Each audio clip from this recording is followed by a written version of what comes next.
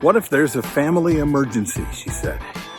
What if something terrible happens and you have to go? Hi, it's Bill, and thanks for jumping in. This is the Creative License Podcast, and I've been doing this a few years now, and I want to thank you and everyone else who has been watching this thing that I do every week. My sponsors are Electrovoice, Promo Only, DJ Event Planner, Perfect Portals, Disc Jockey News, and of course, my workshop, The Entertainment Experience. So I had a client ask me that. In fact, I've had a lot of clients ask me that.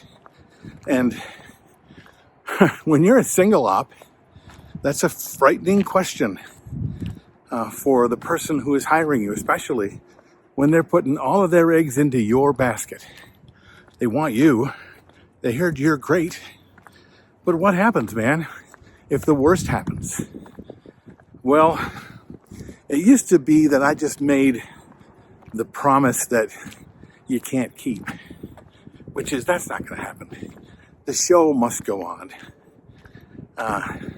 And crazy enough, it hasn't been that I've had to skip out on a gig yet.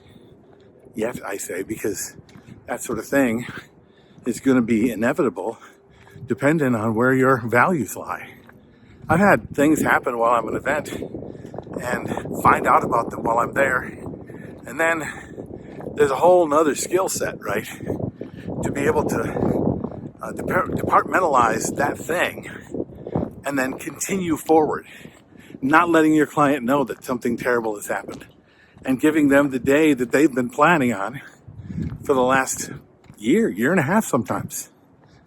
Because you're the leader, right? Without you, all the things they have in place may or may not happen the way they want it to. So of course they're frightened that something might happen to you. How do you avoid that? That's what people want to know. Well, the truth is, it is unavoidable. But what works better than that won't happen, I got you covered, is to actually have it covered. Actually have the things in place that you know for a fact that if something terrible does happen, they might not have you, but they'll have somebody, right?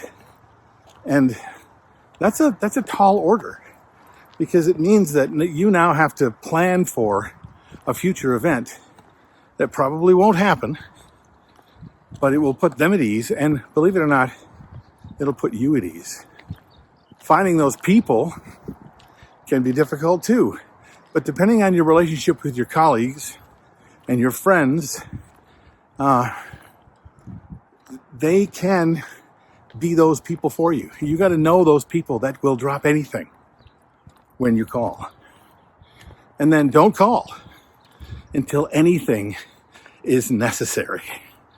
In the meantime, we have to start being honest with our clients. I will tell you, I have never lost on a sale when I've had to look at a client right in the eyes, and when they ask me, well, what happens if you can't make it? And I have to say, well, it won't be me then. I guarantee you that it'll be me in such a way that I will pay you back if the worst happens. I will make it right if the worst happens. But the truth is, I don't know the future any more than you know it's going to rain on your wedding day. So you're taking a risk because it's me. And there's not another me out there. And even if I had a company, I'd have a bunch of people working for me, but none of them are me. And trust me, they know that. So to be able to say that to their face, that garners the kind of trust that they're going to move forward with.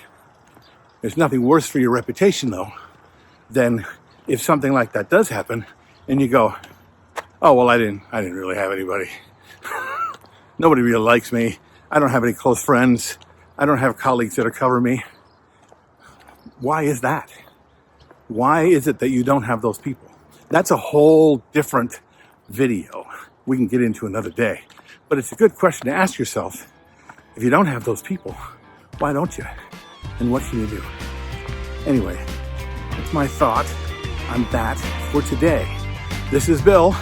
This is Creative License, and I'll see you next week.